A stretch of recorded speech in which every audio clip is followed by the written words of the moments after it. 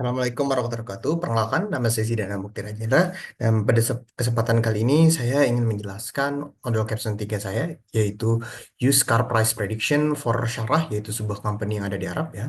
Kemudian next, pada kesempatan kali ini, saya akan menjelaskan apa? Pertama ada saya menjelaskan introduction, kemudian data cleaning and preparation, model default, kemudian ada hyperparameter tuning, dan terakhir ada business impact dan recommendation. Kalau yang pertama introduction, profil perusahaannya. Tadi Syarah itu apa? Syarah itu sebuah platform online yang berbasis di Arab yang dikenal sebagai tempat untuk jual beli otomotif. Dia itu seperti OLX kalau di Indonesia ini ya. Kemudian perusahaan itu memiliki banyak keunggulan di mana tuh dia tuh bekerja di seluruh wilayah di Arab Saudi, baik itu di Dubai atau misalnya beli di mana. Pokoknya selama ada di Arab Saudi itu dia bisa. Dan mobilnya tuh bisa dikirim langsung ke depan pintu pelanggan. Nah, terus terakhir ini tuh dia tuh garansinya tuh komprehensif dan sangat luas ya untuk mobil-mobil bekas ini. Dan ini memang spesialisnya dari Syarah ini itu memang ke mobil bekas. Kemudian Syarah ini tuh memiliki CEO yang bernama Salah Syarif dan itu tuh mengirimkan saya problem statement, yaitu dia tuh ingin ekspansi bisnis, tapi dia tuh ingin ekspansi bisnis itu yang secara signifikan. Jadi dia ingin beli-beli itu karena dia memang bisnisnya itu jual beli mobil bekas. Dia tuh pengen beli-beli mobil yang sering dibeli dengan merek-merek tertentu ya untuk ekspansi bisnisnya. Jadi dia pengen beli Hyundai, kemudian ada Toyota, kemudian ada Nissan dan Mazda dan Kia. Nah itu lima ini tuh dia bakal ngebeli dengan secara besar-besaran tuh. Jadi untuk ekspansi bisnis. Nah kemudian tuh kita ini tugasin itu untuk bikin sebuah model machine learning itu untuk memprediksi harga mobil bekas ini. Karena sekarang tuh dia prediksi itu bahkan dengan min atau bahkan membutuhkan waktu lama dan ini jadi dia pegawai-pegawai itu sangat sangat tidak efisien dan tidak akurat, kadang-kadang bahkan min, kadang-kadang bahkan tidak pakai rata-rata tersebut. Kemudian goal dari program ini itu apa, dari tujuan dari problem statement ini itu apa tuh? Itu pertama itu membuat model machine learning yang dapat memprediksi harga mobil secara akurat dan efisien ya tentunya ya, karena modelnya ya harus akurat dan efisien ya, biar tadi dia tuh mobilnya bisa kejual. Nah, kemudian terus membantu Syarah itu menawarkan pembelian yang kompetitif ya. Tadi misal kalau kemahalan, ya mobilnya tuh nggak kejual-jual. Terus kalau misal kemurahan, ya dia rugi dong, dia lost profit. Nah, dia tuh pingin dia tuh kompetitif dan sesuai nilai market pasarnya ya. Kemudian terus yang terakhir tentunya sebagai perusahaan ya, mendapatkan pendapatan sebanyak mungkin. Jadi untuk keuntungannya dia pingin sebanyak mungkin ya dengan cara tadi tuh dia buat model yang efektif, yang akurat, jadinya sesuai dengan pasarnya ya. Nah, kemudian eh, pada lakukan ini saya lakukan data cleaning dan preparation. Kemudian pertama untuk data set dulu ya. Data set itu ada 5.624 catatan atau line dari baris ini yang dimana tuh dikumpulkan pada 2020. Jadi ini data pada 2020 dan ini dan di dalam ini untuk setiap kolom ya. Pertama ada tipe mobil, ini tipe mobil jenis bekas itu apa, ada regionnya, dia datang dari mana, kemudian ada make itu dari perusahaan apa, misalnya BMW, Toyota, misalnya kayak tadi kan kita ada milik lima yaitu Hyundai, Toyota, Nissan, Mazda, dan Kia. Nah itu lima itu aja yang kita bakal cari. Kemudian ada engine size yaitu kapasitas mesin mobil bekas. Kemudian mileage, mileage itu apa, jaraknya ya. Biasa kalau di Indonesia itu pakai kilometer ya, tapi di sini untuk data set ini kita pakai mile. Kemudian ada gear type itu apa? Berarti dia bisa manual atau otomatis ya, mobilnya tentunya cuma ada dua doang. Kemudian ada originnya itu dia itu datang dari mana sih mobil bekas ini? Beda ya dengan region itu misalnya dia mobilnya sendiri itu dijual di mana. Sedangkan kalau origin tuh datangnya dari mana itu mobil, bukan dijualnya di mana. Sedangkan kan seperti kita tadi sudah tahu kalau data ini tuh dijual di banyak hal ya di seluruh negara Arab, di kerajaan Arab. Nah kemudian di year itu ada tahun pembuatan mobil, kemudian ada price itu harga bekasnya. Kemudian outlier di dalam data itu setelah saya melakukan riset, yaitu harga paling rendah di pasar tuh ada 5.000. Jadi untuk semua yang di bawah 5.000 saya bakal drop karena saya anggap tidak valid dan tidak sesuai. Kemudian mileage. Mileage itu sih ini ya, untuk di atas 700.000, saya bakal anggap itu nggak masuk akal dan saya bakal drop dari dataset. Nah, ini berdasarkan dari data riset dari pasar juga ya setelah saya cari-cari.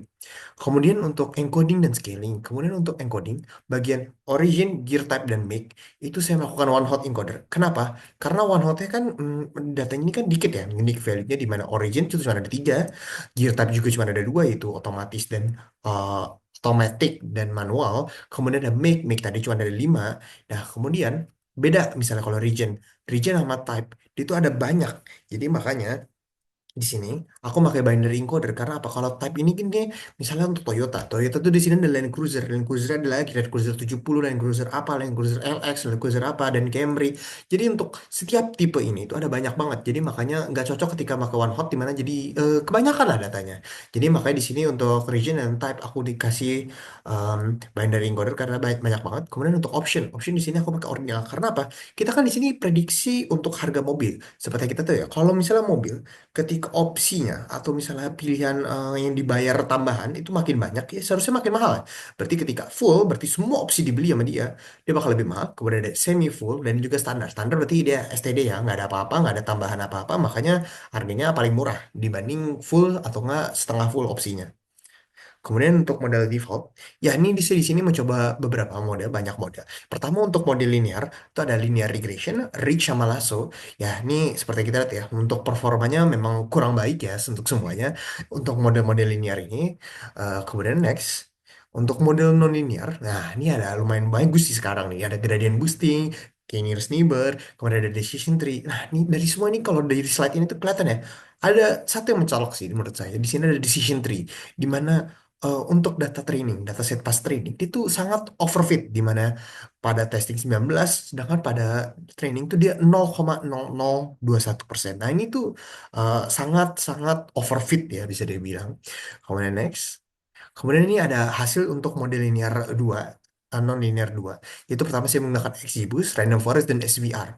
Nah, setelah saya lihat dari semua yang tadi saya pilih, dari 9 model-modelnya, saya di sini memilih satu aja untuk saya tuning. Di mana saya di sini memilih XGBoost. Kenapa saya memilih XGBoost? Karena bayangin, dari sini, dari semuanya, kita bisa lihat nih, untuk data tesnya, yang paling kecil, MAPE, dan juga ininya, MAE-nya, kita lihat tuh di XGBoost, di mana untuk MAPE dari XGBoost ini cuma 15%, 15,37, dan Artus score-nya yang cukup tinggi, di mana tuh 92%.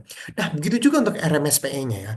Nah, dia tuh 24,7 dibanding sebelum-sebelumnya. Ini tuh paling tinggi. Jadi makanya di sini aku fokusin aja untuk ini, eh, untuk hyperparameter tuning untuk di XGBoost saja. Dan seperti yang kita lihat ya, ini untuk XGBoost tuh, dia tuh cukup overfit ya, di mana untuk data test dia 15%, untuk mappingnya, bahkan untuk train itu 2%. Nah, kemudian eh, berikutnya, kemudian saya evaluasi pasti, evaluasi metrik apa yang saya pakai. Di sini memakai MAPE dan juga MAE, bukan RMSPE dan atau RMSE, karena di sini tuh untuk residual analisis, residual plot ya, atau error-error dari model ini, itu ada outlier-outlier dan ketika ada outlier-outlier, saya di sini memakai evaluation matrix MAPE dan MAE karena lebih cocok digunakannya dibanding dengan saya misalnya memakai RMSPE atau RMSCE ya yang bisa dibilang ya memang tidak cocok untuk ketika outlier ada banyak. Nah, seperti di sini ya untuk data TC ya di sebelah kiri ini ya di foto. Ini banyak lumayan banyak data-data outlier. Jadi makanya saya pakai MAPE. Kemudian cara kerjanya, cara kerja si XGBoost itu gimana? XGBoost ini kan model ensemble ya. Jadi model ensemble tuh apa? Dia tuh modelnya bagging, di mana maaf bukan bagging, dia sequential. Di mana apa? Dia tuh kan basisnya itu pohon keputusan atau apa? Decision tree. Jadi tuh dia tuh bakal ada pertama tuh ngejalanin decision tree satu doang. Nah, decision tree yang satu ini tuh dijalanin tuh sama dia tuh kayak oh ini tuh errornya segini loh. Nah, kemudian dia ngelakuin yang kedua. Lakuin yang kedua itu dia ngurutin kayak berurut. Jadi pohon satu ke pohon dua ke pohon tiga ke pohon empat. Nah ini tuh pohon ke satu kedua tuh bedanya apa? Dia tuh bakal memperbaiki error-error yang tadi ada di pohon satu. Jadi dia tuh bakal ngabarin terus ngiterasi dari pohon satu makin bagus, pohon dua makin bagus, pohon tiga makin bagus, pohon empat makin bagus. Ya udah dia ngiterasin tersebut itu sampai dia itu jadi pohon terakhir yang paling bagus ya. Makanya tuh di sini tuh cukup tidak bisa dibilang dapat mengatasi overfit dibanding decision tree normal ya. Karena ini modelnya tuh model ensemble yang nantinya sekuensial ya. Jadi dia tuh urutan, bukan barengan. Kemudian saya melakukan parameter tuning. Nah, di sini tuh seperti yang tadi saya ngomong, kan tadi kan hal yang dituning itu apa aja sih? Nah, kan tadi saya ngomong di mana dia itu decision tree itu yang pohon-pohonnya ya. Nah, pohon-pohon di sini tuh apa ya namanya? N estimator. N estimator itu apa? Berarti itu banyak pohonnya. Misalnya saya tulis 100, berarti dia bakal ngiterasi 100 pohon untuk jadi satu prediksi di akhir. Nah, kemudian N estimator di sini semakin tinggi dia bakal kemungkinan overfitnya semakin banyak. Kemudian untuk Max Dep itu apa? Kan tadi decision tree. Decision tree itu kan ada kedalaman pohonnya atau akar-akarnya. Nah, ini decision tree. Max Dep ini tuh yang ngurus kayak dia tuh sedalam apa. Ketika makin dalam dia tuh biasanya lebih overfit, dan ketika dia makin rendah atau makin kecil nilainya dia tuh bakal lebih underfit. Nah, kemudian jadi ini penting banget ya, gimana kedalaman ini tuh sangat menentukan sekali. Mana ada learning rate. Learning rate itu apa? Tadi kan dia bisa belajar dari yang sebelum-sebelumnya. Nah, ini di learning rate itu tuh dia ngasih tahu tuh kayak belajarnya tuh sebanyak ini loh, kayak selama ini loh. Nah, ini tuh yang utamanya tuh dari tiga ini. Kemudian saya lakukan hyperparameter gimana lagi? Kemudian ada regresi dari alfanya, dari lambda, column sample by tree, gamma, subsample, dan juga minimum child weight. Nah, minimum child weight ini tuh apa nih? Itu di dalam tree-nya itu minimumnya tuh ada berapa tuh minimum weightnya sendiri. Nah, itu di situ. Tapi untuk utamanya, yang paling penting itu n estimator, max depth, sama learning depth. Karena itu yang paling berpengaruh di dalam XGBoost ini. Kemudian dari hasil parameter tuning ya, seperti yang kita tadi saya ngomongin, kalau sebelumnya dia itu sangat sangat sangat overfit, di mana untuk testing dia 15%, sedangkan untuk training dia 2%. Tuh beda itu 13% tuh cukup banyak. Dan di mana setelah saya hafal parameter tuning, dia itu bisa bagus, di mana mappingnya yang tadinya 15 jadi 14, mungkin itu cukup tidak signifikan ya, di mana cuma beda kayak cuma beda 0, sekian persen doang. Tapi bagian trainingnya dia tuh jadi sangat mepet, di mana sebelumnya tadi 2%, sekarang jadi 10%. Jadi 14 sama 10 bedanya cuma 4%. Nah, beda 4% itu tuh di mana? Jadi itu sangat signifikan. Jadi itu dia modal tuh konsisten. Jadi itu dia nggak overfit. Jadi just right. Nggak kelebihan, nggak kekurangan. Kemudian ya, saya juga melakukan tadi kan beras pakai parameter pipeline ya saya. Jadi di hasil dari research CV ini kan ada cross validation. Nah, ketika saya melakukan cross validation ini, dia tuh bisa kelihatan bahwa standar deviasi antara performa model tuh sangat rendah. Jadinya tuh model ini tuh bisa dibilang tuh konsisten, di mana ketika melakukan beberapa subset data, dia tuh konsisten 14% untuk mapenya. Jadinya dia tuh nggak tiba-tiba jadi 14-2, 14-2. Jadi dia konsisten 14-14 atau nggak 14-13, 15 gitu. Jadi dia konsisten di 14 ini. Jadinya tuh modelnya tuh performanya stabil lah bisa dibilang, atau konsisten.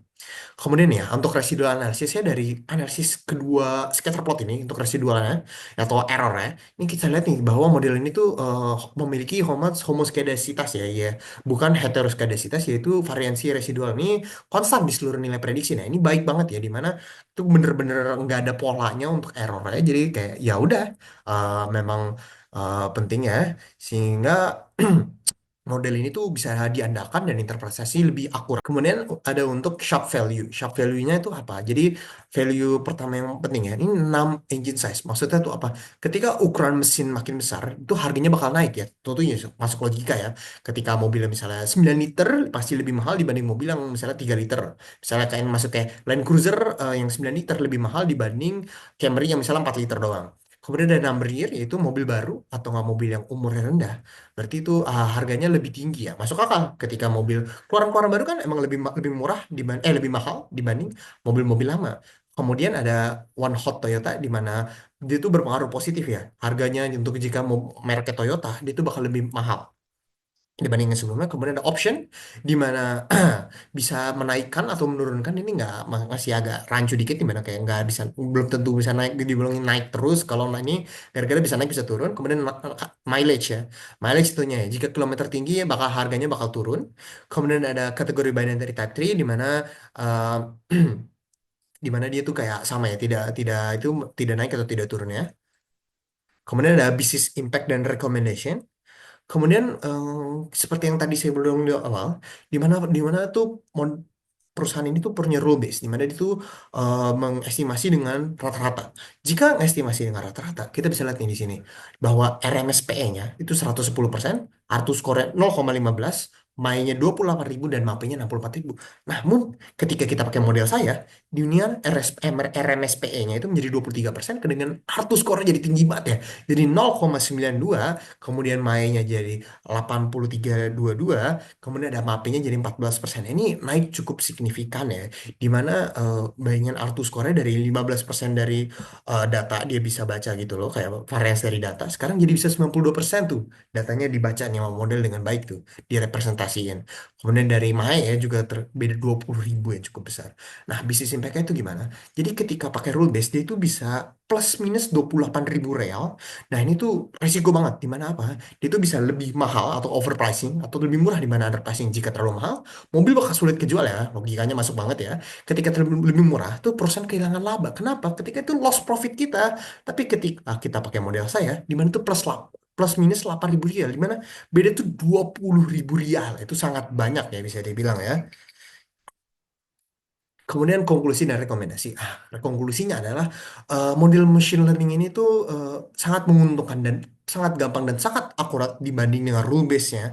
Dan saya sangat merekomendasi untuk perusahaan untuk menggunakan untuk beralih ke model machine learning ini karena dengan machine learning ini perusahaan bakal menjadi lebih efisien dan juga lebih profitable. Sekian dari saya, mohon maaf bila ada kesalahannya. Wassalamualaikum warahmatullahi wabarakatuh.